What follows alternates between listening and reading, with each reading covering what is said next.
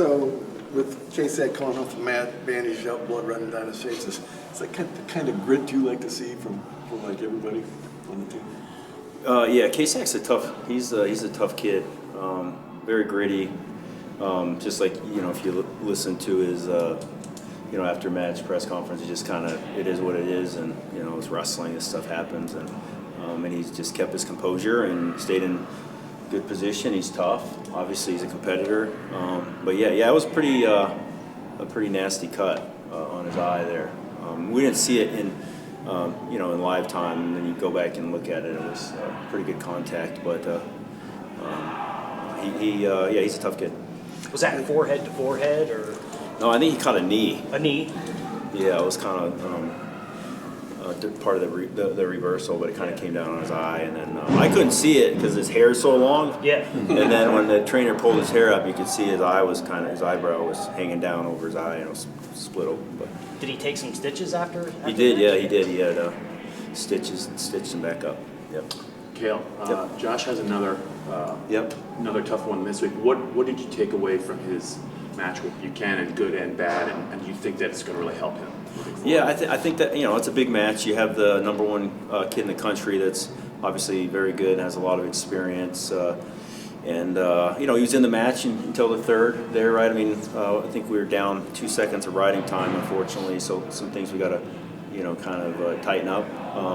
But yeah, I think more than anything with him, I think we just got to kind of reevaluate our training plan that week with him, because he kind of was a little tired early, which is really obviously unlike him. So, but yeah, he's scrappy, and he's getting better, and he's a guy you can kind of see and feel the difference that he's getting better every week. So we still got a lot of time before the Nationals, so I think we can kind of help him. He can help himself kind of even keep jumping levels between now and then.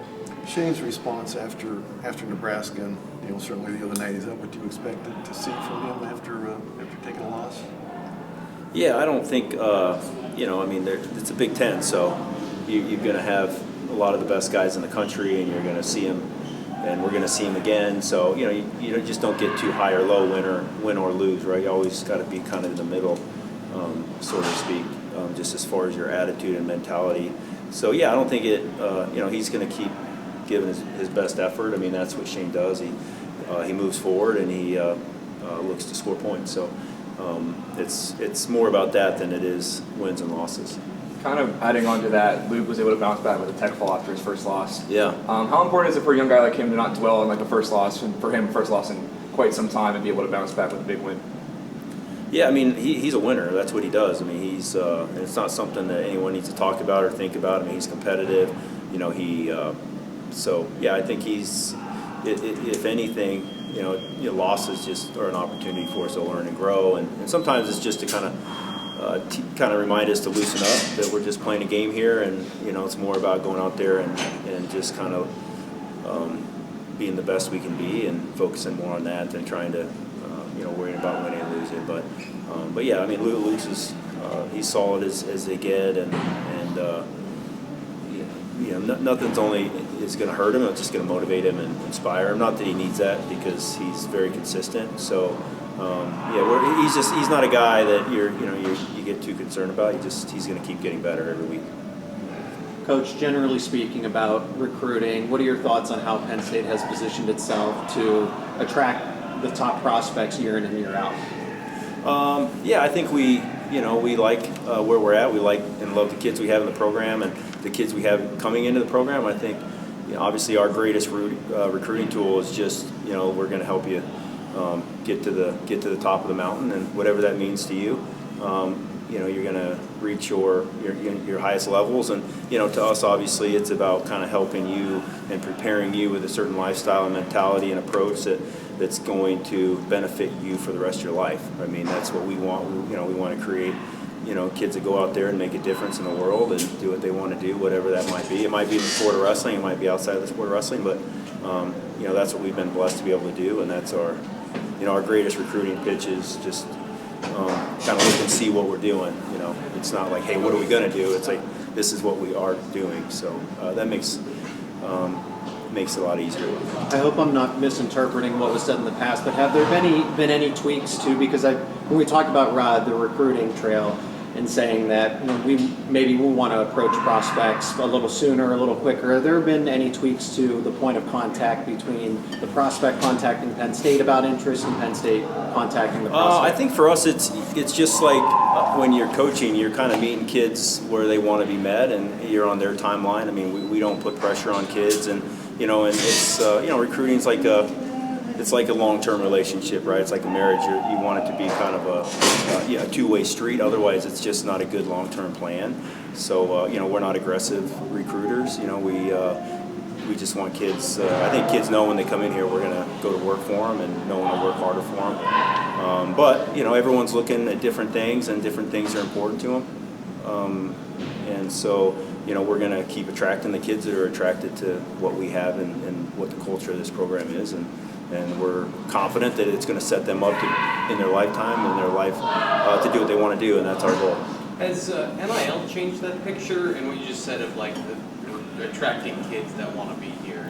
How has that changed over your time, I guess? Yeah, I mean, everything continues to change, and I think, when kids are in our program, we're going to do our best to take care of them. We're not going to get anybody because of NIL money. That just goes against what we believe. And, we're always going to be a little slow to change. We're not, very worldly as far as how we approach things as a staff, as a program. It's more about, again, we want our kids to be happy, and we want them to be able to kind of do what they want to do for the rest of their lives, and obviously be at their best in those big moments. But at the same time, you're going to take care of your kids. I mean, Penn State has a great alumni network of very loyal people, and but our focus is always big picture, long-term stuff. I'm going to have to ask, but Bo Bassett named Penn State as one of his top 4 for his choice when he chooses where he's going to go tomorrow afternoon. Whether he comes to Penn State or not, do you have anything you'd like to say about him and the time you're able to spend with him during his recruitment process? I don't think I can talk about recruits at all. So I will not, answer that question by answering that question, or by not answering that question. Cael, I got one for you. It's not wrestling related. After your match on Sunday, there's a prominent Penn State alum in a pretty big game. Any thoughts on the game or Saquon Barkley at all, or is that just not? You gotta get right to the point with me. I'm kind of slow. I'm sorry. Barkley's a beast. I mean, he is just fun to watch. You knew when you were watching him when he was here at Penn State that he was something special. One of those athletes that just don't come around very long. So, but yeah, he's a lot of fun to watch, and obviously any Penn Stater would take a lot of pride and just enjoy watching him do his thing. Speaking of NFL players, Micah Parsons is a constant vocal supporter about Penn State wrestling. So what does it mean to have that crossover from football to show so much of unwavering support for your program? Yeah, I mean, we love Micah. He's been a great supporter, and it means a lot. Obviously, he's been to matches in the past. He's been at some duels. He came out to the Olympic trials, and when he was in school, he was the guy that was trying to get Coach Franklin, to let him come over here and wrestle, and which obviously didn't really make a lot of sense. But he is who he is, so you kind of entertain those things and play with it, I think, and just more for fun. But yeah, we appreciate that. We obviously love our sport, and we love all sports, and appreciate anybody that gets up and goes to work every day. So he's definitely he's like that Barkley. I mean, you got 2 of the best players in the NFL that representing Penn State. Is pretty cool. At any level in your past, did any football coaches come after you or try to make a pitch? To play football? Yeah. No, not yet, but I'm waiting. I'm waiting. No, I played football in high school, so I really loved the game. I was extremely slow, but I love the game of football. I'd say Coach McDermott's a good friend of mine, so I really appreciate kind of communicating with him and kind of bouncing ideas back and forth. But yeah, we love football. I mean, it's just it's just like everybody else in the world. It's just a lot of fun to watch. It's your first double-bill weekend. Do you expect, it's safe to expect a similar effort than what you had Friday, moving forward? Yeah, I think so. I think, it's unusual as we talked about throughout the year, just the scheduling where we had Friday, and now we have a Friday, Sunday. But I think these weekends are really good training for the national tournament and the conference, where you have a multiple day, tournament. So we look at it all as training, and obviously, Michigan's, one of the top programs in the country, have been forever. So we're looking forward to that match, another match in the Jordan Center, and then being able to kind of turn around and wrestle Maryland, who's wrestling really well. I mean, they've done a really good job there, and they're very competitive. Not having as many of those double dual weekends on the schedule as maybe 5 years ago or so, Yeah. does that change anything? How you prepare for March, like you just mentioned? Yeah, I mean, I think we've been taking those things into consideration in our training, and we kind of just prepare for the next match, and with obviously with the big picture in mind, but we don't overthink or underthink anything. I mean, it's just kind of go with the flow, but just make sure we're getting what we need to get, whether it's one match. Because I mean, to win the nationals, it's 3-day tournament, and if you're winning, it's 2 a day and then one, and just so you keep those things in mind, and knuckleheads in there. But yeah, I think we make those small adjustments, but I think our guys are in great shape, as we keep seeing, and they're competitors. So whatever changes in the schedule, they'll be good to go.